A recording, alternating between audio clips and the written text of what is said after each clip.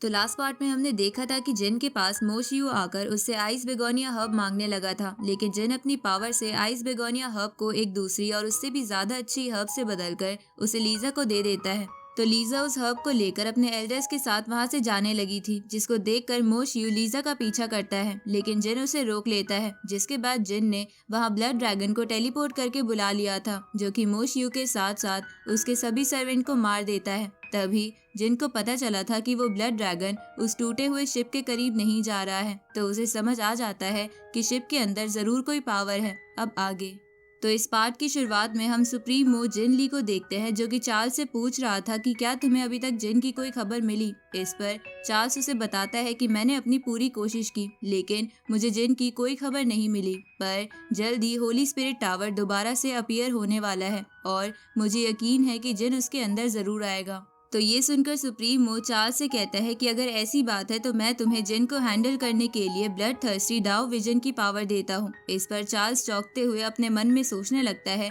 कि अगर इसने मेरे अंदर वो पावर डाल दी तो मेरी बॉडी के ऊपर का सारा कंट्रोल इसके हाथों में चला जाएगा। लेकिन वो सुप्रीम मो को मना भी नहीं कर सकता था, इसलिए वो मजबूरी में उस पावर को लेने के लिए तैयार हो जाता है। इसके बाद सुप्रीम मो उसके अंदर वो पावर डाल देते हैं। इधर जिन एंशिएंट हार्ट सी से लाई हुई सभी हर्ब्स की हेल्प से रिफाइनिंग कर रहा था, जहाँ कुछ देर बाद उसकी रिफाइनिंग प्रोसेस कंप्लीट हो जाती है, जिसके कारण उसके फर्नेस से बहुत तेज एनर्जी निकलकर आसमान की तरफ जाती है। तो उस एनर्जी को देखकर वहाँ यू यू और उसके दोनों स्टूडेंट भी आ जाते हैं। जिसके बाद एवी जिन से पूछती है कि क्या आपकी रिफाइनिंग कंप्लीट हो गई। तभी डिंगकुन कहने लगती है कि मेरे रहते भला कोई रिफाइनिंग फेल कैसे हो सकती है। अब वो सभी को बताती है कि हमने पूरे निर्वाणा ड्रॉप को रिफाइन कर लिया है। तो उस ड्रॉप को देखकर हान चैन कहने लगता है कि ये तो देखने में बस ऑर्डिनरी सा स्टोन लग रहा है। इस पर डिंगकुन उससे कहती है कि गधे, तुम इसका अंदाजा भी नहीं लगा सकते कि ये निर्वाणा ड्रॉप कितना ज्यादा रेयर है। ऊपर से तुम्हारे सेक्ट मास्टर ने इसके मटेरियल को कलेक्ट करने के लिए ना जाने कितने वर्ल्ड और सिटीज को एक्सप्लोर किया है। तभी जिन उस निर्वाणा ड्रॉप को अपने स्काई स्प्लिटिंग हैमर के साथ कंबाइन करने लगता है, जहां उसके ऐसा करते ही उसका हैमर ट्रांसफॉर्म होकर 2 गन में बदल जाता है। तो ये देखकर यू यू चौंकते हुए कहता है कि इस तरह का वेपन मैं अपनी लाइफ में पहली बार देख रहा हूँ। तभी जिन उसे बताता है कि ये वेपन बहुत ज्यादा स्ट्रॉन्ग और डिस्ट्रक्टिव है। अब वो उसका नाम गॉड डिस्ट्रक्शन वेपन रखता है। उसी वक्त डिंगकुन जिन को बताती है कि इस वर्ल्ड में होली स्पिरिट टावर अपीयर हुआ है, जो कि एम्परर हार्ट सी के पास ही है। अगले सीन में हम देखते हैं कि बहुत से कल्टीवेटर उस टावर की तरफ जा रहे थे, लेकिन रास्ते में वो ब्लड ड्रैगन बहुत से कल्टीवेटर्स को मार देता है। इधर जिन भी उस ड्रैगन से बचते हुए होली स्पिरिट टावर के अंदर आ जाता है। इसके बाद हम देखते हैं कि जिन और चार्ल्स दोनों एक एक करके सभी कल्टीवेटर को हराते हुए होली स्पिरिट टावर में आगे बढ़ते जा रहे थे, जहां आखिर में वो दोनों टेलीपोर्ट होकर एक ही जगह पहुंच जाते हैं। तो चार्ल्स जिन को देखकर उसके ऊपर हमला कर देता है, लेकिन जिन उसके अटैक को गोल्डन नाइफ से खत्म कर देता है। तो चार्ल्स उसके ऊपर मीटियोर विंड ब्लेड टेक्निक से हमला करता है, लेकिन जिन उससे अपनी निर्वाणा फायर से खत्म कर देता है। इसके बाद वो चार्ल्स से कहने लगता है कि तुम तो इतने कम समय में सेंट स्पिरिट लेवल पर पहुंच गए, लेकिन फिर भी तुम मुझे नहीं हरा पाओगे। अब वो भी स्टीरिंग टेक्निक की मदद से अपनी पावर बढ़ा देता है। तभी चार्ल्स जिन को अपनी स्टार फॉर्मेशन में फंसा देता है। इसके बाद वो खुश होते हुए कहता है कि तुम मेरी इस फॉर्मेशन से कभी नहीं बच पाओगे।